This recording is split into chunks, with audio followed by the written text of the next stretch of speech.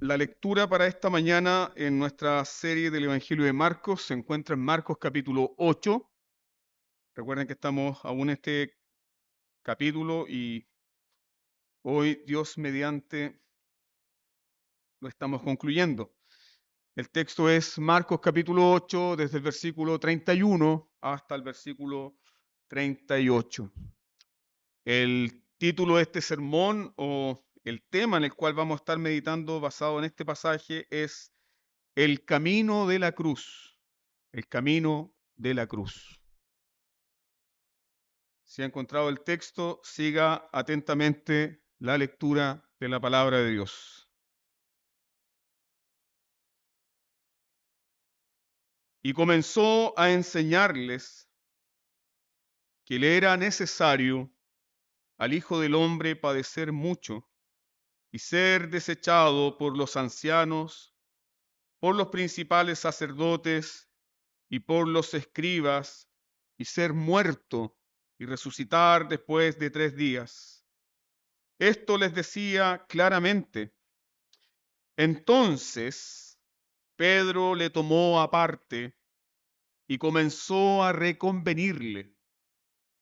Pero él, volviéndose y mirando a los discípulos, reprendió a Pedro diciendo: Quítate delante de mí, Satanás, porque no pones la mira en las cosas de Dios, sino en la de los hombres. Y llamando a la gente y a sus discípulos, les dijo: Si alguno quiere venir en pos de mí, niéguese a sí mismo y tome su cruz y sígame. Porque todo el que quiera salvar su vida la perderá, y todo el que pierda su vida por causa de mí y del Evangelio la salvará. Porque ¿qué aprovechará al hombre si ganare todo el mundo y perdiere su alma? ¿O qué recompensa dará el hombre por su alma?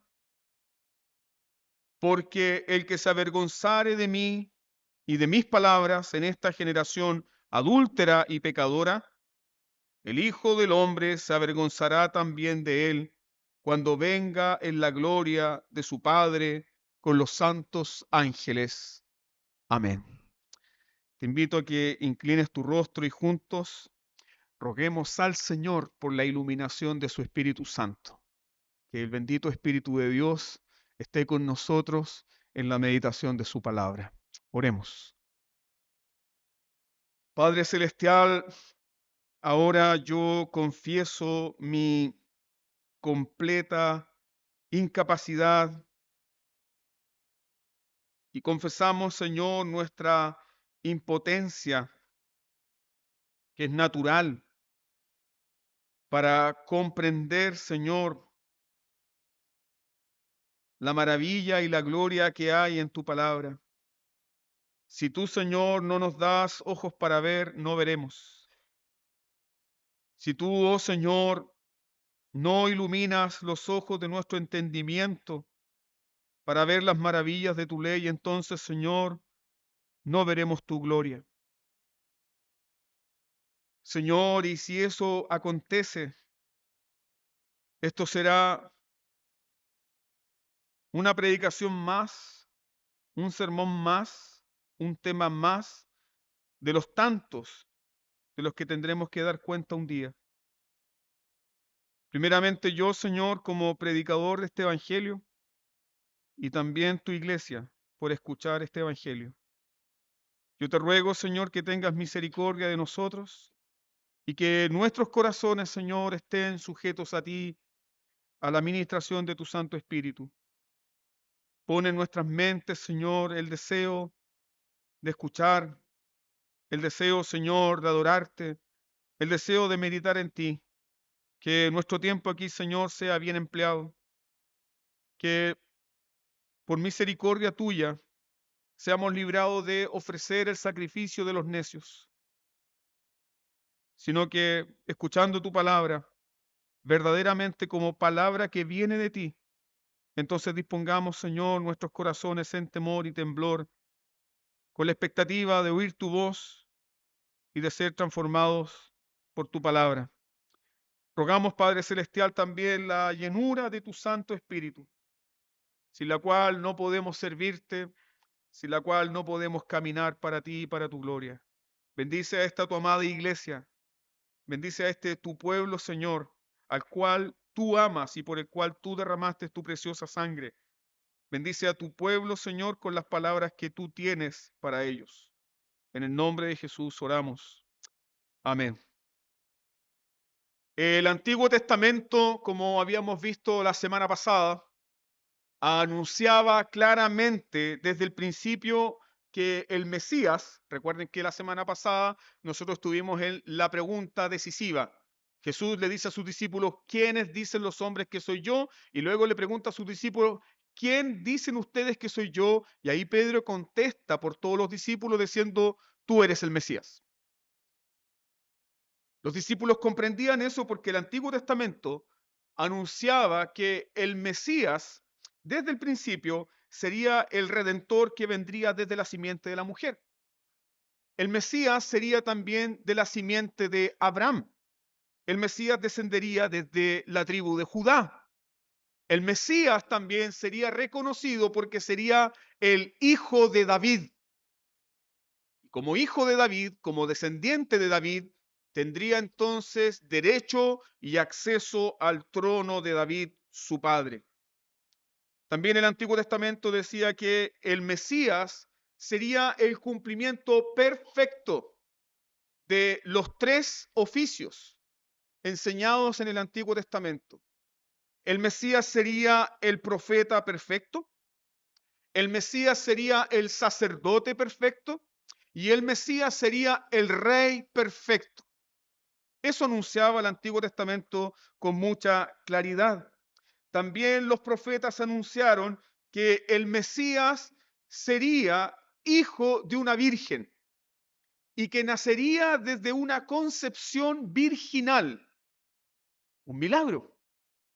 Una concepción virginal para ser el libertador de su pueblo.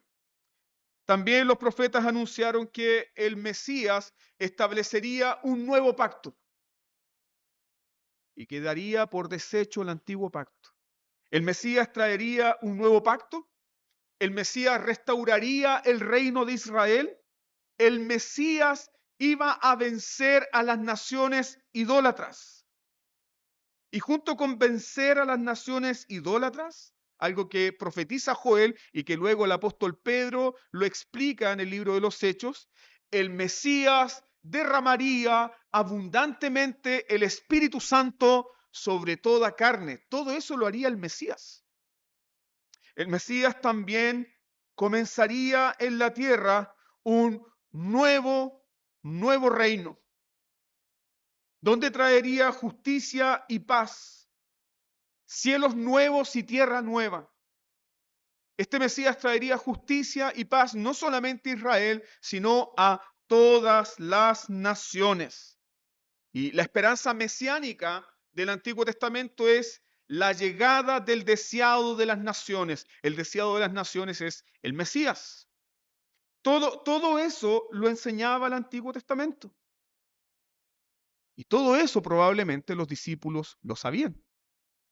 Recuerden que estos discípulos fueron formados a través de la enseñanza de la sinagoga. Y en la sinagoga ellos eran expuestos a las escrituras y a las esperanzas mesiánicas de los profetas. Pero había una enseñanza que los discípulos habían olvidado. ¿Cuál? ¿Cuál enseñanza los discípulos habían olvidado o no recordaban? La enseñanza de que el Mesías debía morir. La enseñanza de que el Mesías prometido debía sufrir, morir y resucitar. Entonces, el Antiguo Testamento no solamente hablaba de la gloria del Mesías, de la justicia del Mesías, del poder del Mesías, sino que también el testimonio del Antiguo Testamento es el sufrimiento del Mesías. El sufrimiento y el dolor del Mesías. El Antiguo Testamento no solamente nos habla de que Jesús será rey, Jesús será profeta, Jesús será sacerdote, Jesús será el gran pastor de su pueblo. El Antiguo Testamento también nos dice que el Mesías, nuestro Señor Jesucristo, será el varón de dolores.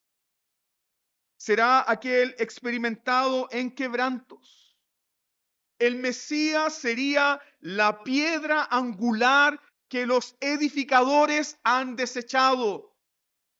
El Mesías sería ese varón menospreciado y desechado del cual todos nosotros escondimos el rostro, como dice Isaías 53.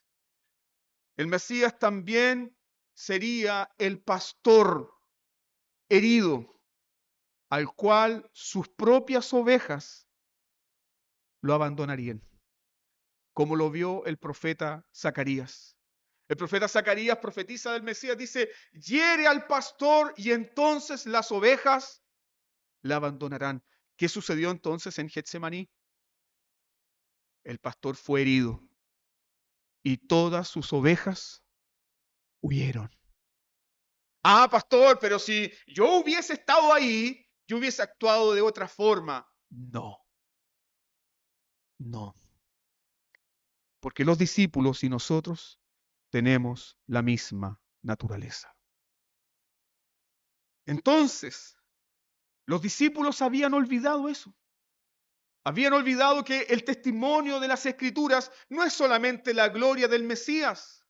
El testimonio de las Escrituras, que nosotros conocemos como Antiguo Testamento, también es el testimonio del sufrimiento, pasión y muerte del Mesías. Y ahí entonces Jesús comienza, como dice el versículo 31, comenzó a enseñarles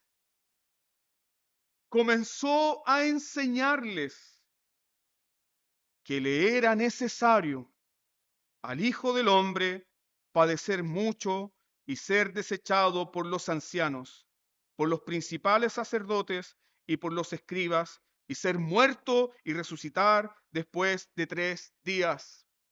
¿Quién dicen ustedes que soy yo? Tú eres el Cristo. Primera parte de la enseñanza. Segunda parte de la enseñanza, el Cristo de Dios debe morir. Comenzó a enseñarles que le era necesario. Meditemos en eso un momento. Le era necesario. Comenzó a enseñarles que le era necesario. Fue una necesidad. No fue una opción. No fue un accidente. No fue una sugerencia. Era una necesidad. Fue absolutamente necesario que el Hijo del Hombre fuese desechado, padeciera, muriera y resucitara. Fue una necesidad. La pregunta que surge aquí es la siguiente. ¿De dónde brota esta necesidad? ¿De dónde brota esta necesidad? ¿Esta necesidad brota de los seres humanos? ¿Es una necesidad urgente de los seres humanos tener un Mesías sufriente? ¿De dónde brota esa necesidad? Pregúntatelo. ¿Esta necesidad surge de los hombres? ¿Esta necesidad surgió de los discípulos? La Biblia nos enseña que no, porque no hay quien busque a Dios. No hay quien entienda. No hay quien haga lo bueno. No hay ni siquiera uno. Uno. Entonces, hermanos míos, si ningún labio se abrió para pedir salvación, si ninguna boca se abrió para clamar por un redentor, ¿de dónde surge entonces esta necesidad y por qué era necesario? Si no viene del hombre. La necesidad de un redentor no venía de nosotros.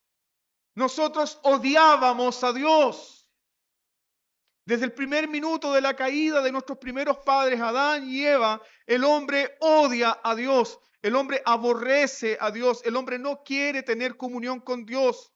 El hombre ama las tinieblas antes que la luz. Ama la mentira antes que la verdad. Entonces, ¿de dónde brota esta necesidad? No fue de nosotros. Fue de nuestro Dios santo. Fue de nuestro Dios santo. Fue de nuestro Dios santo porque así Dios lo decretó. El infinito, sabio y santo consejo de Dios decretó y determinó que era necesario que alguien tomara el lugar del miserable pecador. ¿Por qué era necesario? Porque la santidad de Dios, porque la justicia de Dios, porque la bondad de Dios, porque la sabiduría de Dios había sido pisoteada, menospreciada por el hombre. Era necesario. Dios ama su justicia. Dios ama su santidad. Dios se goza. Dios se gloría en su santidad, en su justicia, porque no hay nadie como Él. Y el hombre con su pecado se había levantado contra el Dios verdadero. ¿Lo podía dejar pasar Dios? De ninguna manera.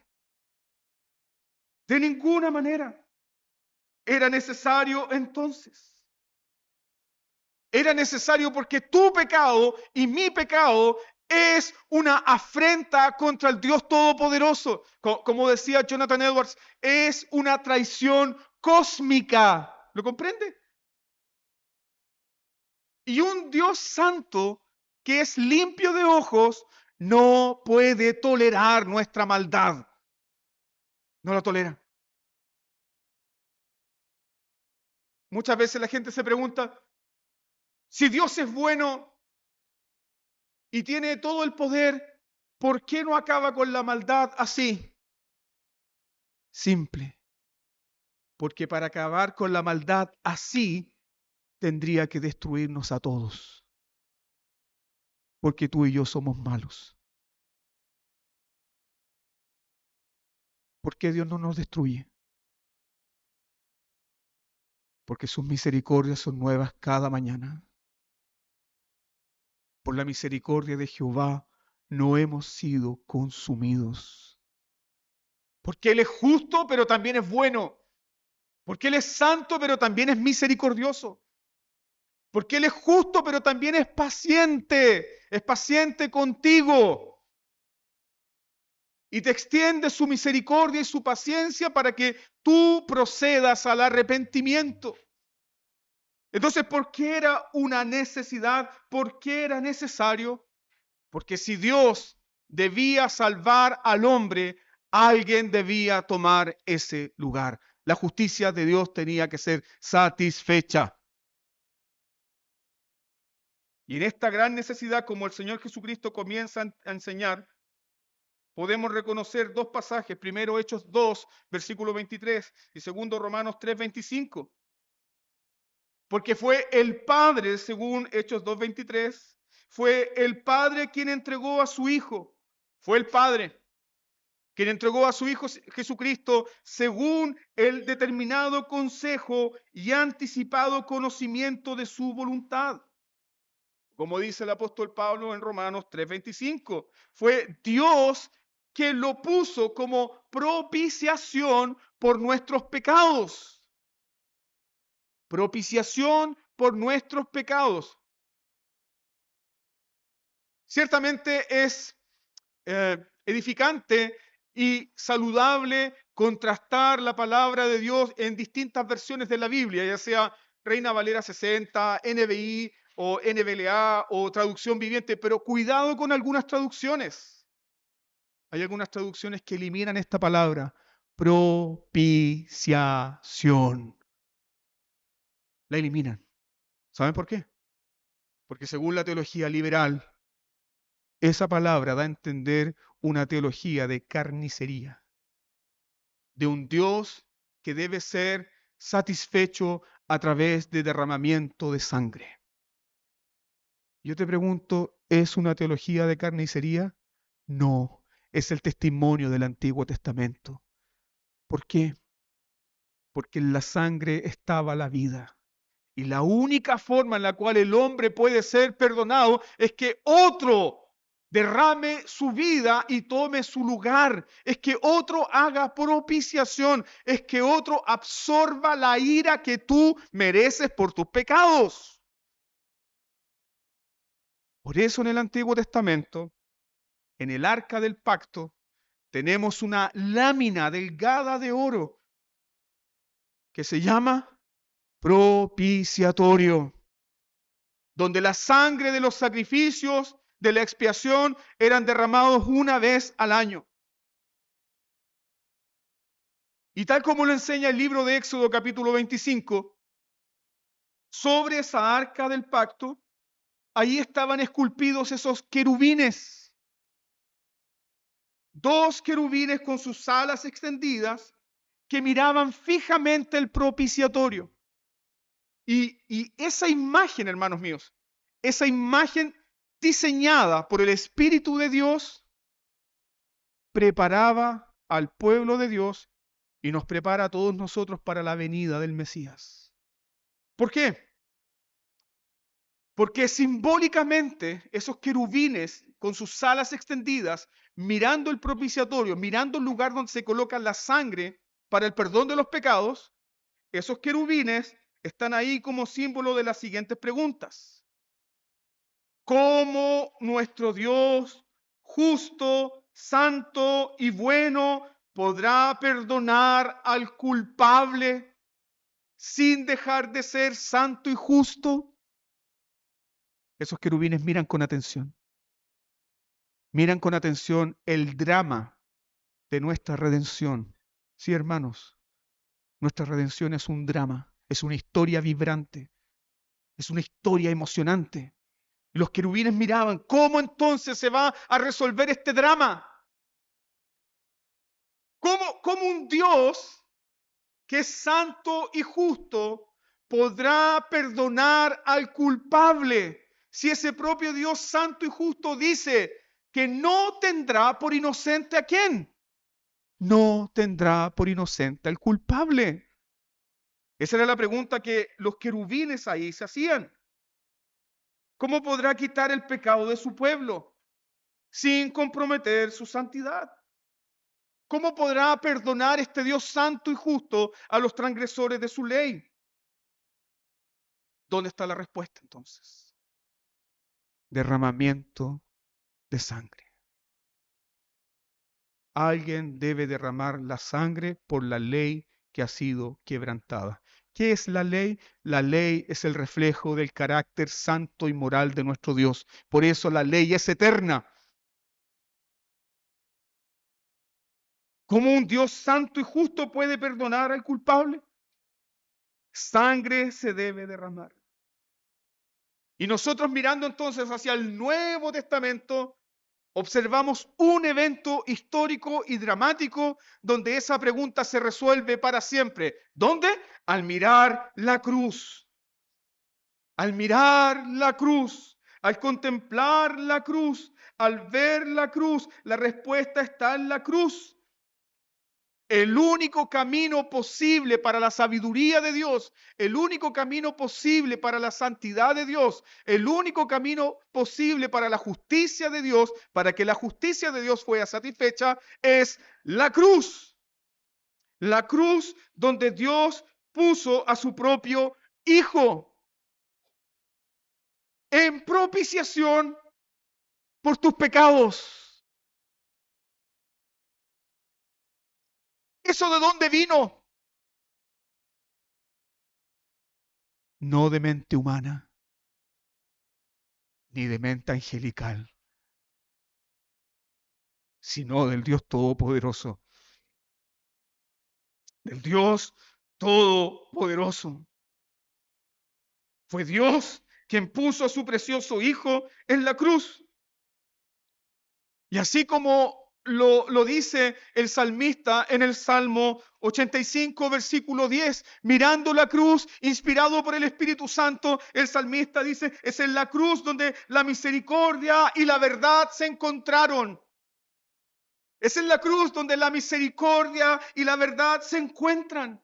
Es en la cruz donde la justicia y la paz se besan. Y es en la cruz, hermanos míos, donde nosotros podemos contemplar la negrura de nuestro pecado, lo horrible de nuestro pecado, lo horrible de nuestra condición caída y el glorioso amor de Dios. ¿Cómo sabes que Dios te ama? Mira la cruz. Mira la cruz. Mira la cruz. Contempla la cruz. ¿Cómo sabe que Dios perdona tu pecado? Puso a su Hijo santo, puro, sin mancha, que no puede pecar, inocente, lo colgó como un culpable. Lo colgó como un culpable. Por ti. Esa es la razón por la cual Jesús comienza a enseñar que le era necesario al Hijo del Hombre, le era necesario al Hijo del Hombre padecer, ser muerto, pero también resucitar. Padecer, ser muerto y resucitar. Jesús entonces aquí enseña que la misión del Mesías es una misión que tiene por título el sufrimiento, padecimiento, muerte y resurrección ¿de quién? Del Hijo del Hombre. Ese es el título favorito de Jesús. Llamarse a sí mismo el Hijo del Hombre. Y este título aparece por primera vez en Daniel, en la profecía de Daniel capítulo 9, donde Daniel ve a uno semejante al Hijo del Hombre que tiene poder y que tiene poder para destruir a las naciones y para traer un reino eterno. Esa es la razón por la cual los judíos y muchas veces los discípulos están pensando que este Hijo de Hombre es un rey poderoso que va a destruir a Roma así. Pero el Hijo del Hombre debe sufrir. Eso es lo que está enseñando nuestro Señor Jesucristo. Y esto está muy evidenciado en el Evangelio de Marcos. Si tienes tu Biblia en mano, tú puedes mirar ahí Marcos capítulo 9, versículo 9.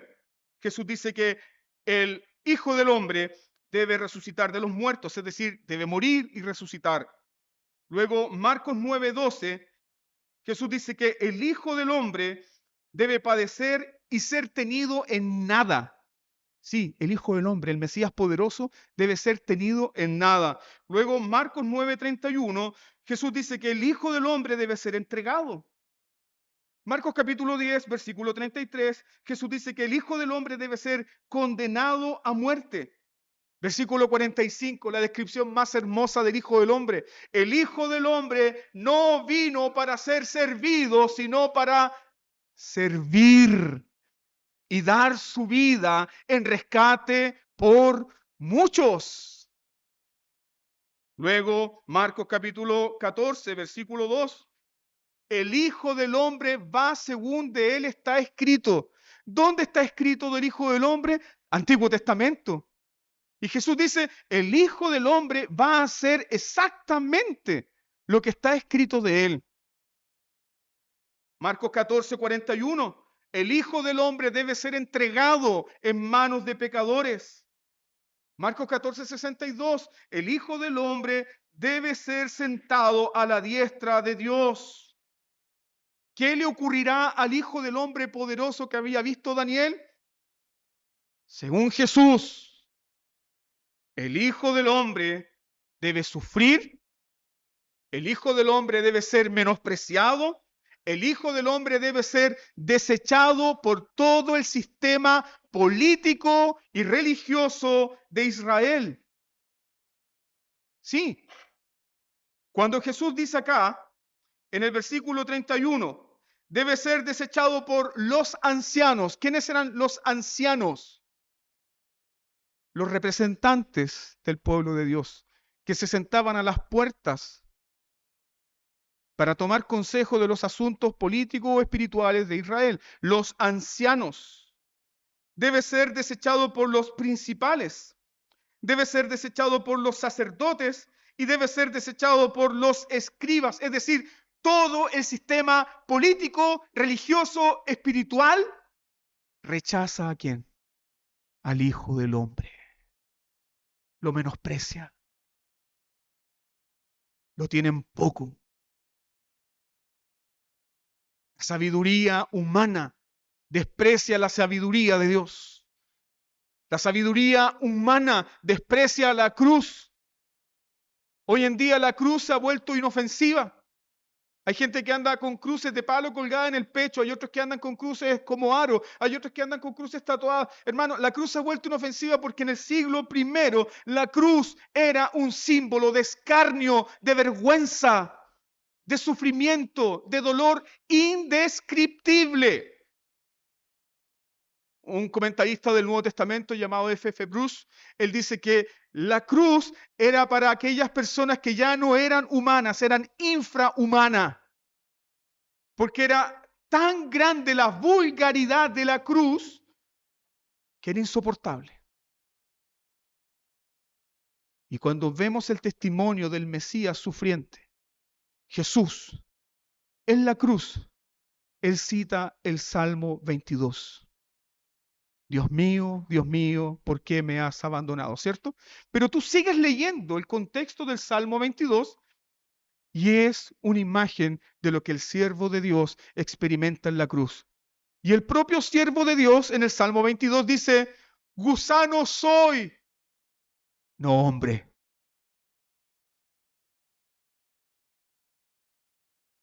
Si el Espíritu Santo iluminara tus ojos para contemplar la cruz y ver ahí la vergüenza del Hijo de Dios,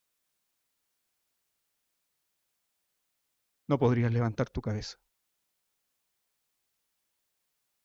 porque dirías que esa es tu vergüenza.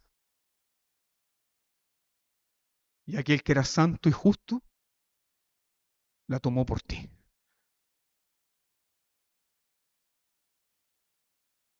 Cuando Jesús comienza a enseñar entonces que el Mesías debe sufrir y morir, cuando Jesús comienza a enseñar que el Mesías debe ser menospreciado por todo el sistema político de Israel, Jesús está enseñando una sola cosa, el camino de la cruz para el Mesías. ¿Nota cómo ya dramáticamente Marcos cambió de giro? Ya el énfasis no está en las sanidades, milagros, prodigios, no. El énfasis ahora del capítulo 8 para adelante es el camino de la cruz. El camino de la cruz para el Mesías. Pregúntate, cuando los discípulos comenzaron a escuchar estas cosas, ¿cómo se sintieron? Ellos quedaron devastados. Ellos quedaron abrumados con esta enseñanza. ¿Por qué quedaron abrumados? ¿Por qué quedaron devastados con esta enseñanza? Porque los discípulos nunca habían escuchado algo así, algo semejante. Los escribas, los fariseos, los sacerdotes no hablaban de un Mesías sufriente. Esperaban un Mesías poderoso político, pero no tenían en su mente la imagen, la figura de un Mesías sufriente. Y si el Mesías debía sufrir, debía padecer y debía morir, entonces en la lógica de los discípulos, ¿quiénes deben sufrir? ¿Quiénes deben morir? ¿Quiénes deben padecer? Los discípulos también. Porque el discípulo no es mayor que su maestro. Entonces, en la lógica de los discípulos, no lo pueden comprender, no pueden entender esto. Perdón, Jesús, ¿qué estás diciendo? ¿Estás diciendo que vas a morir? ¿Estás diciendo que tienes que sufrir? ¿Estás diciendo que vas a ser menospreciado? Todos los discípulos en ese instante tragaron saliva, apretaron los dientes, guardaron silencio, excepto uno. Hay un dicho que dice que la ignorancia es atrevida. Y si hay alguien atrevido, ya sabemos quién es. Todos guardaron silencio, todos apretaron los dientes, todos tragaron saliva, todos quedaron pasmados, pero uno abrió la boca. Uno. Uno que nos representa a todos nosotros. Entonces Pedro tomó aparte a Jesús. Piensen esto. Lo tomó aparte, en el texto griego da la intención de que prácticamente su brazo le tomó por el cuello y lo llevó por un lado. Yo creo que Pedro lo hizo.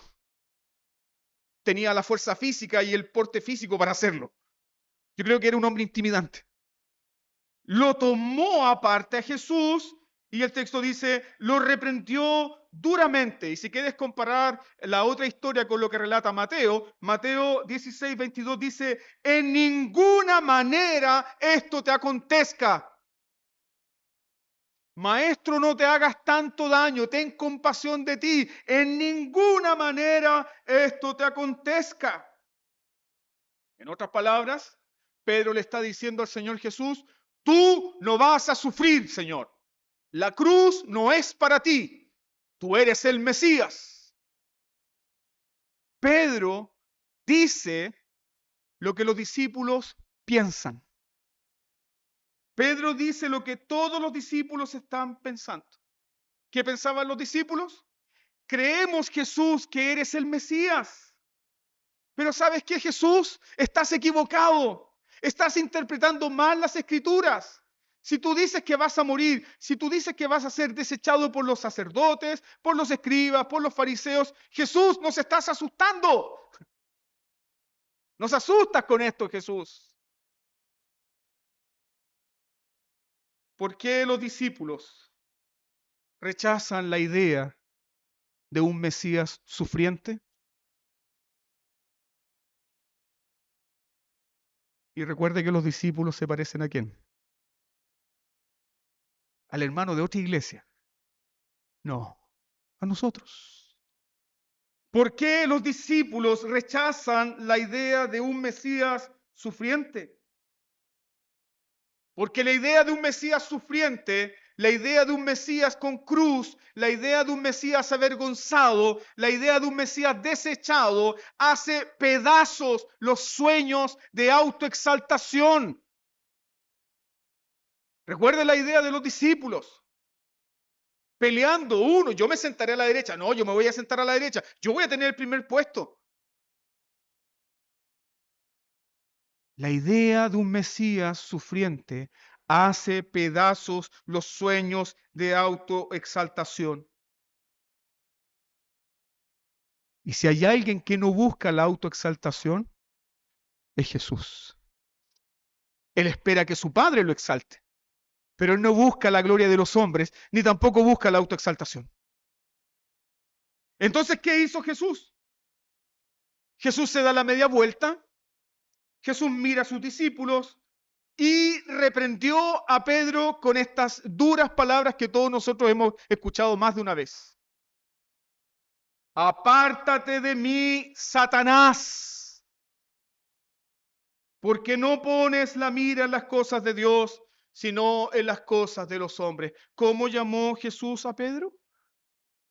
Satanás. Satanás. Ese mismo Pedro que versículos anteriores había sido felicitado por nuestro Señor Jesucristo, diciendo, bienaventurado eres Pedro. Y ahora ese mismo Pedro es reprendido duramente y se le dice Satanás, adversario. ¿Por qué fue reprendido duramente Pedro? Porque de un momento a otro, Pedro se convirtió en un predicador de doctrinas de demonios. Yo quiero que ponga atención en eso. Pedro se convirtió en un predicador de doctrinas de demonios.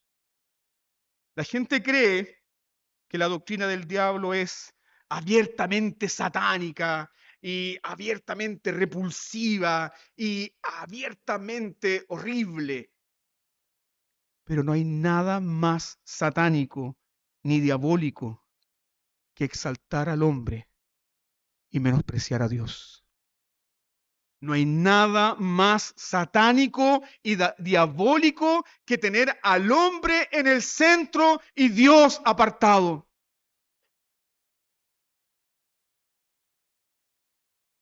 Jesús vino para morir. Jesús vino para morir. Y Jesús le está diciendo a Pedro, si no comprendes entonces la necesidad de mi muerte, si no comprendes la necesidad de mi sufrimiento, entonces Pedro está siguiendo un falso evangelio. Eso, hermanos míos, es la verdad más pura del evangelio. Nosotros no podemos hacer nada bueno para que Dios nos acepte. Somos recibidos por la muerte vicaria sustitutiva del Señor Jesucristo. No hay cristianismo sin cruz. Cristianismo sin cruz es diabólico. Es completamente perverso. Por eso la teología de la prosperidad ya lo vimos nosotros en las series pastorales, es llamada por Pablo como doctrinas de demonios. Doctrinas de demonios. No basta con esto. La gente piensa que doctrinas de demonios tiene que ver con andar haciendo círculos de sal, poniendo pentagrama en el piso, andar matando perros, gatos, sacrificando gallos. Hermanos míos, si el hombre está centrado en el hombre, esa es la máxima expresión de una doctrina de demonios. Los discípulos entonces, al igual que Pedro, no entienden. No entienden el camino de la cruz. Así que Jesús comienza a explicarles verdaderamente lo que es un discípulo. ¿Hay discípulos del Señor acá?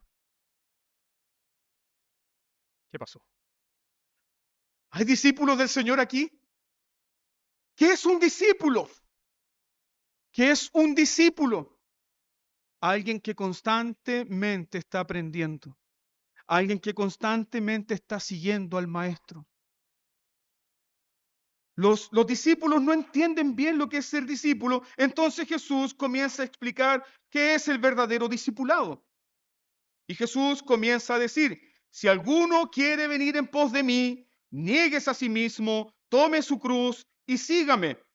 Porque todo el que quiera salvar su vida, la perderá. Y todo el que pierda su vida por causa de mí y del Evangelio, la salvará. ¿Qué implica ser un discípulo de Jesús? Número 1, implica negarte a ti mismo. Contrario al espíritu del mundo, contrario al espíritu de Satanás. Sí, hermanos. Un discípulo es aquel que se niega a sí mismo. Número 2, un discípulo es uno que toma su cruz. Número 3, un discípulo es aquel que sigue al maestro en el camino de la cruz. Si el maestro tuvo que pasar por la humillación para luego entrar en la exaltación, para nosotros no será distinto. Si sufrimos aquí, reinaremos allá. Ese es el camino de la cruz. Ese es el evangelio.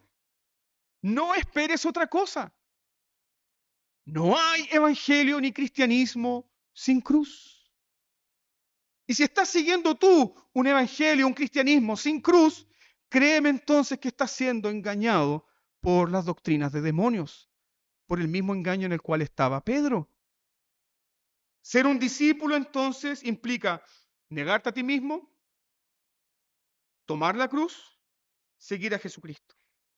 Si una persona no tiene estos distintivos como cristiano, en realidad esa persona no es cristiana y no es un discípulo. Todo cristiano, ya sea en cualquier etapa de su vida cristiana, maduro espiritualmente, menos maduro espiritual, todo cristiano está llamado a negarse a sí mismo, tomar la cruz y seguir a Jesucristo.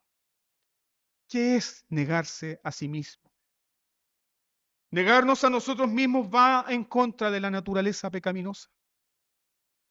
Porque tenemos un yo idolátrico. Tenemos un yo idolátrico que no quiere ser el segundo, siempre quiere ser el primero en todo. Tenemos un yo idolátrico que quiere ganar todas las discusiones. Tenemos un yo idolátrico que quiere siempre el primer lugar. Tenemos un yo idolátrico que siempre quiere ser el centro de atención en todo, incluso en una pelea. Ese yo idolátrico está en nosotros. Negarse a sí mismo no es simplemente negar ciertos deseos. Negarse a sí mismo es renunciar al trono de nuestro corazón. Negarse a sí mismo es decir, yo no tengo el control de mi vida, lo tiene Dios. Negarse a sí mismo es someterse a la voluntad de Dios santa, justa y perfecta y no tomar caminos alternativos. Eso es negarse a sí mismo. Negarse a sí mismo, queridos hermanos, es morir al yo que quiere ser servido en lugar de servir. Morir a nosotros mismos, negarnos a nosotros, es rechazar constantemente esa pulsión que brota de nuestra naturaleza pecaminosa de ser servidos, de ser aclamados, de ser reconocidos en todo. Quien es discípulo de Cristo rechaza eso, porque vive para la gloria de Dios. Negarse a sí mismo es lo opuesto al orgullo del diablo. Hay un pasaje que ustedes pueden ver en el libro de Isaías, del profeta Isaías, que es Isaías capítulo 14, versículo 13 y 14, donde muchas veces se usa ese pasaje para hablar acerca de la caída de Satanás. ¿Qué originó la caída de Satanás, este ángel de luz? Piénsalo. El orgullo transformó un ángel en demonio. Isaías 14, verso 13 y 14, ahí ustedes pueden encontrar esta expresión máxima del orgullo de Satanás, diciendo, subiré a lo alto, me sentaré, seré semejante al Altísimo. Pero cuando tú contrastas eso con Filipenses capítulo 2, versículos 5 al 11, tú tienes el testimonio de Cristo. ¿Qué hizo Jesús, el siervo de Dios? Descenderé, me humillaré, serviré a tus enemigos, daré mi vida por tus enemigos y luego resucitaré por ellos para llevarlo a lo alto. ¿Te das cuenta? Negarte a ti mismo es más semejante a Jesús, pero dejar de negarte a ti mismo es más semejante ¿a quién? A Satanás. Ser un discípulo de Jesús es seguir también el camino de la cruz. Ser un discípulo de Jesús es seguir el camino de la cruz. ¿Qué es tomar el camino de la cruz? Es perder la vida según el mundo. Pero para Jesús es ganarla. Es ganarla. Ah, estás perdiendo tu vida siendo evangélico, estás perdiendo tu vida sirviendo al Señor, estás perdiendo tu vida, estás perdiendo tu oportunidad de desarrollarte, estás perdiendo tu vida siendo un pastor, estás perdiendo tu vida haciendo eso. Para el mundo eso es locura. Pero nuestro Dios nos dice que es el camino de vida. Es el camino de vida. Tomar la cruz es perder tus sueños. Es perder la oportunidad de hacer tu nombre en la tierra. Eso es tomar la cruz. Tomar la cruz es abrazar el llamado a dejar de preservar tu yo egoísta, tu yo idolátrico. Recuerden esto, hermanos. El evangelio y la preservación de tu yo no son compatibles, ni ahora ni nunca. El evangelio y la preservación de tu yo no pueden ser compatibles. ¿Quieres ser un discípulo de Jesús? Toma tu cruz. No hay otro camino. No hay discípulos sin cruz. Rechazar la cruz entonces es perder la vida según Cristo. ¿Rechazas la cruz? ¿Qué pierdes? Vida. ¿Rechazas la cruz? Pierdes la vida que Cristo te ofrece. Cada vez que tú rechazas la cruz, cada vez que escoges seguir tus propios caminos, rechazando la cruz, ¿sabes lo que experimentas? Pobreza espiritual. Tenías la oportunidad para servir, tenías la oportunidad para cargar 2 kilómetros más la carga, tenías la oportunidad para poner la otra mejilla, tenías la oportunidad para servir a aquellos que te hicieron daño, pero despreciaste la cruz y ¿qué ocurre? Te empobreces, porque estás guardando tu vida. Pero cuando abrazas la cruz, abrazas el camino de la cruz, tal como Jesús lo abrazó, experimentas la vida, experimentas el poder de Dios. Ese es el camino de la cruz. La palabra de Dios nos dice que el mundo y sus deseos pasan, pero aquel que hace la voluntad de Dios permanece para siempre. Muchas veces las personas dicen, sí, estoy cargando esta cruz, o ayúdenme a orar con esta cruz. Y dicen que la cruz es el esposo, o dicen que la cruz es la esposa. ¿Qué son nuestras cruces? Ayúdenme a orar que esta cruz es mi jefe. ¿Qué son nuestras cruces verdaderamente? No se nos manda a tomar la cruz de Jesús, porque eso es imposible. ¿Qué se nos pide? Tomar nuestra propia cruz. Entonces, ¿cuáles son nuestras cruces? No son pruebas, no son dificultades, no son enfermedad o una discapacidad. Muchos seres humanos lidian con eso. Muchos seres humanos comunes y corrientes lidian con la enfermedad, lidian con discapacidades, lidian con dificultades, lidian con problemas económicos. Muchos seres humanos llevan eso. Podríamos decir que ellos están llevando una cruz. ¿Qué es entonces llevar la cruz? Es esto. Llevar la cruz es caminar en los pasos de Jesucristo. Llevar la cruz es caminar en los pasos de Cristo. ¿Qué significa eso, pastor? Significa servir en lugar de ser servido. Significa dar en lugar de recibir. ¿Lo va entendiendo? Ese es el camino de la cruz. Servir, donarse, repartirse. No esperar algo para servir, no esperar algo para donarse. Donarse, repartirse, servir. Dar en lugar de recibir. Recibes quejas, recibes crítica, pero no importa. Eres como tu maestro. Ofreces misericordia, ofreces gracia, ofreces paciencia. Eso es tomar la cruz. Tomar la cruz también es vivir según la sabiduría de Dios y no la sabiduría del mundo. Tomar la cruz es rechazar la gloria de los hombres y amar la gloria de Dios. Tomar la cruz es la separación radical entre los cristianos y la raza caída en Adán.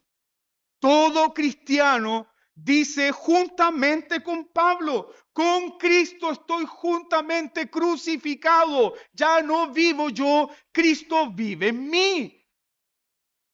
Eso no es un dicho de un apóstol, es la realidad de todo cristiano.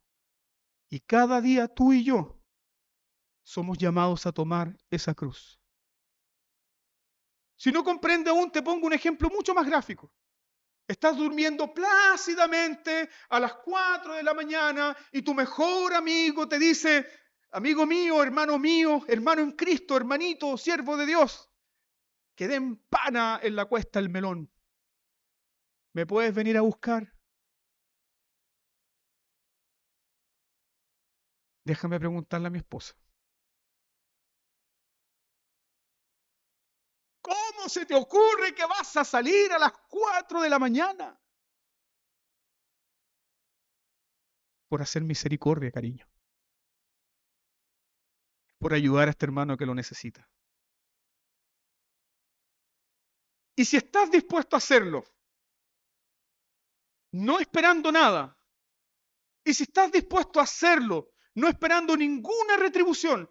Y si estás dispuesto a hacerlo porque el Espíritu de Dios te mueve a hacerlo, a pesar de que tu esposa no está de acuerdo, pero aún así lo vas a hacer y en mansedumbre escoges no tener una pelea y en mansedumbre escoges ser humilde y aguantar la opinión distinta de tu esposa y aún así estás dispuesto a hacerlo, hermano mío, estás tomando el camino de la cruz. Y luego de regresar, de traer a ese hermano que quedó tirado, escoges ser humilde y no mostrar autojusticia, entonces has abrazado el camino de la cruz. Niégate a ti mismo. Da en lugar de recibir. Sirve en lugar de ser servido. ¿Es dolorosa la cruz? Sí, por eso es cruz. Por eso es cruz. Pero en ese dolor nosotros experimentamos dos cosas. Muerte a nuestro viejo hombre y vida abundante al nuevo hombre que hemos recibido. Ese es el camino de la cruz. La cruz también, hermanos, es la clave, no solamente para entender quién es Jesús, es la clave para entender qué es la iglesia. Porque la iglesia está constituida por discípulos. Y así como no hay un Jesús sin cruz, tampoco hay una iglesia sin cruz. La iglesia, la verdadera iglesia, está constituida por discípulos, discípulos que llevan su cruz. ¿Por qué es tan importante esto para nosotros? Porque sin cruz no hay discípulos. Un verdadero discípulo es aquel que toma su cruz. Sin cruz no hay discípulos. Sin discípulos no hay extensión del reino de Dios. Si no hay extensión del reino de Dios, sigue conmigo la lógica, no hay nuevas iglesias. Si no hay nuevas iglesias, no hay nuevos redimidos. Si no hay nuevos redimidos, no hay adoración. Si no hay adoración, Dios no es glorificado. ¿Te das cuenta cómo la cruz está en el medio de la iglesia? Por ella experimentamos vida. Y por ella vivimos. Entonces, así como no hay Cristo sin cruz, tampoco hay iglesia sin cruz. ¿Tomar la cruz es una opción? Es un mandato. No es una opción. Es un mandato para todo cristiano. Todo cristiano está llamado a tomar su cruz y morir. Quien no lo haga va a perder su vida. Quien no lo haga perderá su vida. Por eso Jesús dice, ¿de qué aprovechará al hombre si gana todo el mundo y pierde su alma? ¿De qué te sirve haber conquistado el mundo? ¿De qué te sirve tener todas las posesiones de este mundo si tu alma se va a perder? Y Jesús nos dice que un alma salvada vale más que todos los tesoros de este mundo. No tiene comparación alguna. Pero el que pierde su vida por causa de mí, dice Jesús, éste la hallará. Así funciona la cruz. Cada vez que te esfuerzas por resguardar tu vida, la pierdes. Cada vez que te esfuerzas por proteger tu vida, te empobreces. Cada vez que tratas de que tu vida no sea herida, que tu yo no sea herido, te empobreces. Pero cada vez que mueres a ti mismo, cada vez que eliges servir, cada vez que eliges dar antes de recibir, cada vez que tomas la cruz, recibes más y más y más de la vida abundante de Cristo. Te pregunto en esta mañana, ¿quieres dejar de tener un cristianismo pobre? Toma tu cruz y muere. ¿Sí? ¿Quieres vida abundante? ¿Quieres vida espiritual abundante? Toma tu cruz y recibe la vida que ni el mundo, ni la muerte, ni la tumba pueden parar. La vida de Jesús. ¿Quieres ver esta iglesia crecer? Entonces toma tu cruz y muere. ¿Quieres ver almas salvadas, nuevos convertidos, nuevos discípulos, nuevos obreros? Toma tu cruz y muere. Toma tu cruz y muere. ¿Quieres ver a tu familia alcanzada por el Evangelio? ¿Quieres ver a tu familia alcanzada por el Evangelio? Toma tu cruz y muere. Toma tu cruz y muere. ¿Por qué es tan real esto? Es real porque todos los aquí presentes, todos, sin excepción alguna, todos nosotros somos el resultado de hombres y mujeres fieles que abrazaron la cruz. Un padre, una madre, un tío, un abuelito, una abuelita, un primo, un amigo.